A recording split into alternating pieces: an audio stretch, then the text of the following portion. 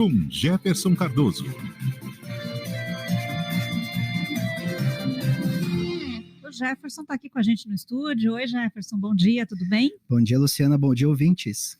Jefferson, a gente ouve muito dos empresários aqui de Maringá, da região, que está faltando mão de obra, né? E que quem está no mercado não quer trabalhar, é o que eles dizem, né? O que você nos diz disso?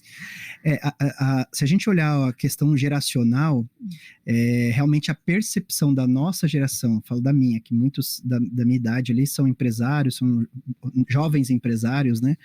E eles têm essa percepção porque na nossa época, quando a gente começou no mercado de trabalho, a gente tinha vontade de trabalhar, mas era muito mais um medo de ficar sem emprego do que uma vontade de trabalhar. E isso mudou hoje, essa geração não tem medo. E por que não tem medo? Porque eles têm apoio, né? Nós mesmo, né, como pais, a gente tem dado um apoio melhor para que eles busquem os sonhos deles. É claro que está acontecendo várias coisas ao mesmo tempo, uma delas é a adolescência tardia, a gente teve uma pandemia no meio do caminho, e tudo isso vai mudando o contexto, até falo assim, antropológico, né, da sociedade, porque os pesos e as medidas mudaram. Se você chegar para um jovem hoje, e isso já tem dados, né, olha, se você trabalhar duro, você vai ser diretor de empresa. Ele fala, não quero. Mas você não quer ser diretor? Ele fala, não quero nem ser gerente. Eu não quero, eu quero um emprego que me possibilite viajar, ter experiências diferentes, e isso hoje também não é caro, hoje é muito mais barato, né? A gente vê pacotes aí de viagem para Fortaleza, para outros lugares, né, no Brasil mesmo, na faixa de 2, 3 mil reais, que na nossa época, 2, 3 mil reais, era X salários mínimos. Então essa questão de ter barateado, isso facilitou. E aí tem um outro ponto, o custo da moradia subiu demais, então na cabeça deles, sair da casa dos pais é praticamente impossível. É muito caro. Não é só aqui, é no mundo todo. Então, tudo isso pesa. Porque o que fazia a nossa geração trabalhar mais? Os boletos para pagar, né? A gente, comprei uma casa, que legal, mas agora você tem 30 anos para pagar uma casa. Então, isso criava o medo e a pressão de que você tem que ter um trabalho e você tem que crescer, porque cada vez mais você casa, quem casa quer casa, e quem casa quer casa também. Né? Então, isso vai forçando você a crescer e aceitar novos desafios para poder ganhar mais. Isso mudou. E o relacionamento entre pais e filhos também mudou, né? Então tá mais fácil ficar na casa dos pais, mais aconchegante, né? Os pais estão mais acolhedores, digamos assim. A gente até brinca com alguns pais, né? Inclusive, eu tenho uma filha de 15 anos e justamente, às vezes eu falo que às vezes ela parece um pet de luxo, né? Porque, gente, a gente faz tudo por eles, né? Lógico, a diferença em relação aos pets é que os pets, quando a gente chega em casa, ficam felizes. Os filhos, nem sempre. Mas brincadeiras à parte, a gente tem uma dependência emocional muito grande dos nossos filhos. A maioria dos casais tem um filho e quando tem dois, mesmo assim, a gente tem muita informação. Esses dias eu estava vendo uns índices de acidentes com criança, não mudou na história. Continuou mesmo, mas o que mudou em relação a nós para ter tanto medo do nosso filho ser atropelado na rua, cair de bicicleta? A informação. Nós somos uma geração com muita informação. A internet, tudo trouxe muita informação. Isso gera mais medo. A nossa geração tem medo de perder o emprego, tem medo de perder os pais, tem medo de ficar velho, tem medo do que as pessoas vão falar, tem medo de perder os filhos. E a geração deles não. Tem medo de quase nada. Porque sempre vai ter o pai e a mãe como apoio. Isso é ruim? Não, mas tem que ter equilíbrio. Mas como equilibrar se isso parte de nós? É difícil falar para nós assim, olha, você tem que falar para seu filho ir embora de casa. Eu falo para os pais que estão ouvindo fazer reflexão. Já passou na sua cabeça, ou você já falou alguma vez que, olha, se você não fizer isso, eu vou colocar você para fora de casa. Não passa isso na nossa cabeça. E nos nossos pais, dependendo do que a gente fizesse, isso poderia acontecer. Olha, arruma suas coisas e vai embora porque você não segue as regras, E a gente não, a gente se adapta a eles. Não estou dizendo que isso é errado, mas muitos educadores já estão falando. Nós nos tornamos, não é que os jovens mudaram, nós mudamos como pais, e nos tornamos mais permissivos. E não só como pais, como patrões. Então você vê o patrão, às vezes, trabalhando o dobro, e porque ele fala, se eu pedir, o empregado não vai fazer. E se eu pressionar, ele vai pedir as contas. Então, nós também temos medo de perder o empregado. Quer dizer, um comportamento social que está se refletindo no mercado de trabalho. Exatamente. E aí essa história de que, então, o jovem não quer trabalhar também, né? Tem essa questão, né? Tem a ver com benefícios sociais. Alguns empresários alegam isso também, que os benefícios sociais acomodam muitos jovens. O que eu vejo na prática e os números estão mostrando. No Brasil tem 60 milhões de pessoas recebendo o Bolsa Família. O que o jovem inteligente faz?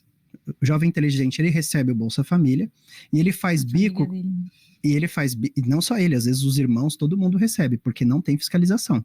É muito precária a fiscalização em relação a esse benefício.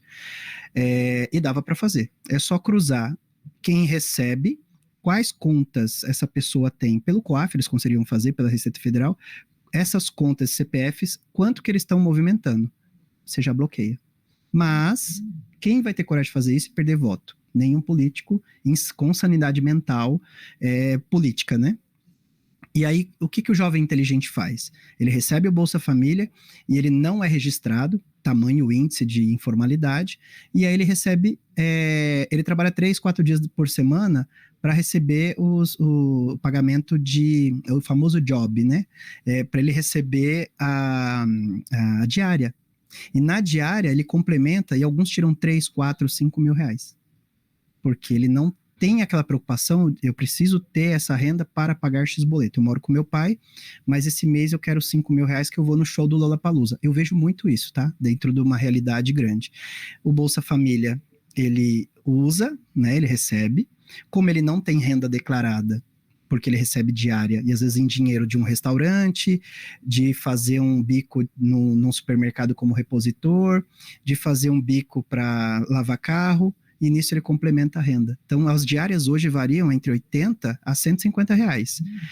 150 reais vezes 3 dias por semana, vezes 4 semanas, ele vai tirar muito mais do que o piso do comércio, que uma pessoa teria que começar a carreira ali trabalhando. Uhum. E o que havia também em gerações passadas era aquele orgulho de você estar durante muitos anos na mesma empresa, né? Hoje já não existe mais isso. Não existe porque cada vez que a aposentadoria vai se tornando uma coisa mais distante, a cultura das pessoas vai mudando. Porque é a mesma questão da moradia. Tá tão caro comprar a minha primeira casa que isso não faz mais parte do meu plano. É isso. Porque os nossos pais vão viver mais de 80 anos. Eles já têm casa. Eu sou o único filho, então eu já sou o herdeiro. Se eu me matar para comprar uma casa, eu vou pagar essa casa 30, 40 anos. Em 40 anos, eu já viajei o mundo, eu já cuidei da minha saúde, eu já fiz academia. Quando eu chegar ali nos 60, eu tô com saúde. Provavelmente meu pai tá indo embora e a casa dele eu tô herdando. Então eu não preciso me preocupar com uma compra de uma casa. Segundo, a maioria deles não tem relacionamentos em que vão se casar e formar família. Isso daí, saiu uma pesquisa recente que, no Brasil, 40% das mulheres que são casadas e não têm filhos não pensam em ter filhos. Esse número é alarmante. Por que elas não querem ter filhos? Porque justamente tá virando uma situação muito cara. Filho tá se tornando muito caro. E profissionalmente também ele é caro, porque você tem que se dedicar e você dupla jornada, pode ter um divórcio. Então, esse conjunto de coisas faz com que a pressão no ambiente de trabalho seja maior.